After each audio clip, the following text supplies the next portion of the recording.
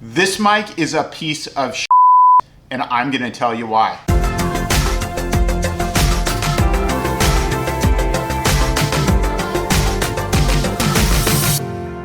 Hey, it's Brock from Conversing and Stuff, and today we're gonna talk about the Rode Video Mic Go. This is a neat looking mic. It fits on the hot shoe real easily. It has a single cable, and when it works pretty well. The problem with this mic is that when it doesn't work, it's intermittent and it often makes you have to reshoot the work that you're doing.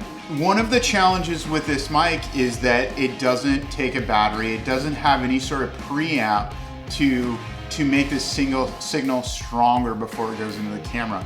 The problem with that is that if there is any noise that penetrates the mic, when you turn up the gain on the camera, it just magnifies that. So I understand technically why this happens, but I'm also flabbergasted that Rode continues to sell this, as well as packaging it with a Canon M50 camera and call it the Creator Pack. And the M50 is not the only camera I was able to recreate this on. I can recreate it on my A7 III.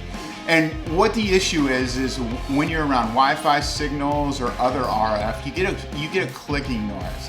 So I shot a clip of what the clicking sounds like with Wi-Fi, and you'll be able to see that in this video. It gets stronger as you get closer, and a little bit weaker as you get farther away.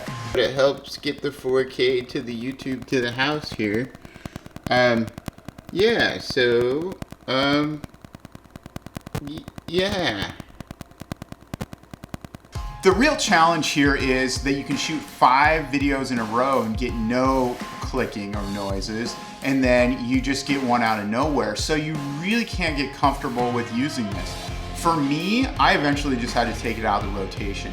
I was using corded lavalier, and what I found with this is my Canon M50 doesn't have a headphone jack, so I wasn't able to monitor. But even when you are monitoring, sometimes you can shoot 3 clips, 4 clips, and then for whatever reason, the noise just starts.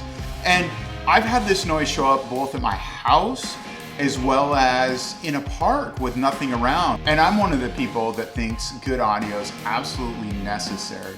It's one of those things that sometimes you don't give enough attention to, but it's really, really important. And in my package of gear, if I'm not 100% confident on each piece, then I need to swap that out, because I need to make sure things are high quality, they're reliable, and I have a system in place that I can repeat over and over so I can focus on making content and not the technical deals of it. So in short, if you don't have it, don't buy it. And if you own one, be aware of the challenges that it can create and make sure that you're putting steps in place to make sure it doesn't bite you.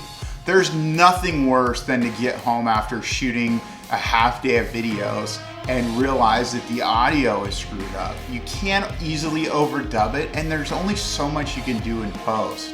Hey, thanks for watching. Please subscribe below if you like this content to support the channel. And also, give me some comments if you've had issues with Rode mics or any other mics. I'm curious to see what kind of challenges people have with audio related to YouTube, because it's one of those things that you don't really hear a whole lot of discussion about. I think people just kind of get their audio dialed in a little bit and they forget about it, but it is very, very important. So thanks for watching. Bye.